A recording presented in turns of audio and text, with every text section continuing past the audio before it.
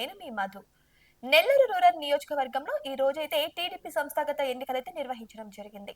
అందులో భాగంగానే ఈ రోజు కోటంరెడ్డి శ్రీధర్ రెడ్డి మరియు ఆయన సోదరుడైనటువంటి గిరిధర్ రెడ్డి కూడా విచ్చేయడం జరిగింది. వీరితో పాటు అబ్జర్వర్స్ గా ఉన్నటువంటి ముస్తాక్ హుసేన్, ఇక సుబ్రహ్మణ్యం, వెంకటరెడ్డి కూడా ఈ కార్యక్రమంలో పాల్గొనడం అయితే జరిగింది.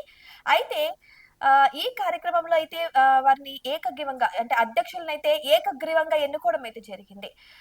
అంతేకాకుండా ఇక్కడ చూస్తే గ్రామ స్థాయి, రూరల్ స్థాయి, ఇక డివిజన్ స్థాయిలోని అధ్యక్షులనైతే ఏకగ్రీవంగా ఎన్నుకొని వారి పేర్లను ప్రకటించడం జరిగింది. ఇక తర్వాత వాళ్ళని అభినందించడం కూడా జరిగింది. అయితే ఇక్కడ కోటమిరెడ్డి శ్రీధర్ రెడ్డి మాట్లాడుతూ ఇక టీడీపీ ప్రభుత్వాన్ని పొగడడం అయితే జరిగింది. సుపరిపాలనలో ముందడుగు భాగంగా నెల్లూరు రూరల్ నెంబర్ 1 లో తొలి అడుగు స్థానంలో ఉందని ఆయన చెప్పుకొచ్చారు. అంతేకాకుండా ఎవరైతే ఇప్పుడు ఎన్నుకోబడ్డారో వారందరికీ కూడా ఒకటే మాట చెప్తున్నారు. అక్కడ ఉన్న కార్యకర్తలకు కావచ్చు, అక్కడ వీక్షిస్తున్న ప్రజలకు కావచ్చు, అందరికీ కూడా ఒకటే మాట చెప్తున్నారు కోటమిరెడ్డి శ్రీధర్ రెడ్డి. ఏంటి అంటే ఇప్పుడు ప్రస్తుత కాలంలో అయితే టీడీపీ తన రంగంలో తాను దూసుకెళ్తుంది. ఇక పార్టీ పరంగా చూస్తే అన్ని కూడా చేసుకుంటూ వెళ్ళిపోతున్నారు. ఇక 2.2 అన్న రీతిలో అయితే ముందుకు దూకుడుగా వెళ్తుంది ఇప్పుడు ప్రభుత్వం అయితే.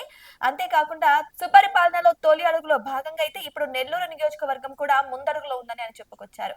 అంతేకాకుండా మరి ముఖ్యంగా ఆయన పార్టీలో ఎవరైతే కష్టపడి పనిచేస్తారో, ఎవరైతే పార్టీకి మద్దతుగా ఉంటారో, ఎవరైతే ప్రజలకు దగ్గరగా ఉంటారో, ఎవరైతే పార్టీకి తగ్గట్టుగా కష్టపడి పనిచేస్తారో వారిని పార్టీ గుర్తిస్తుందని చెప్పారు. ఇక అటువంటి వారికి పదవులు దక్కుతాయని, ఎవరైతే కష్టపడతారో వారికి పదవులు దక్కుతాయని కూడా ఆయన స్పష్టం చేయడం అయితే జరిగింది. ఇక అంతేకాకుండా ఎవరైతే నెమ్మదిగా ఉంటారో, ఎవరైతే ఆచితూచి అడుగేస్తారో వారికి కూడా పార్టీ అటువంటి ప్రియారిటీని ఇస్తుందని కూడా ఆయన చెప్పుకొచ్చారు.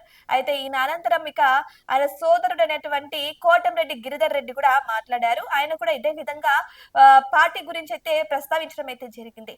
పార్టీలో ఎవరైతే కష్టపడి పనిచేస్తారో వారికి మాత్రమే ముందడుగు ఉంటుందని, వారికి మాత్రమే పెద్దపీట వేస్తారని కూడా ఆయన చెప్పుకు రావడం అయితే జరిగింది.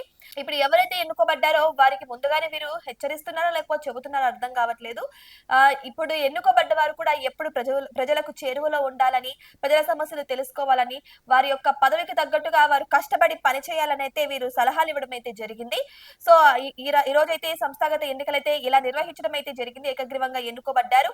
ఇక ఎవరినైతే ఎన్నుకోబడ్డారో వారికి కంగ్రాచులేషన్స్ కూడా చెప్పడం జరిగిందనమాట. అభినందించి వారిని ముందడుగు వేయమని అయితే వీళ్ళు సూచించడం అయితే జరిగింది.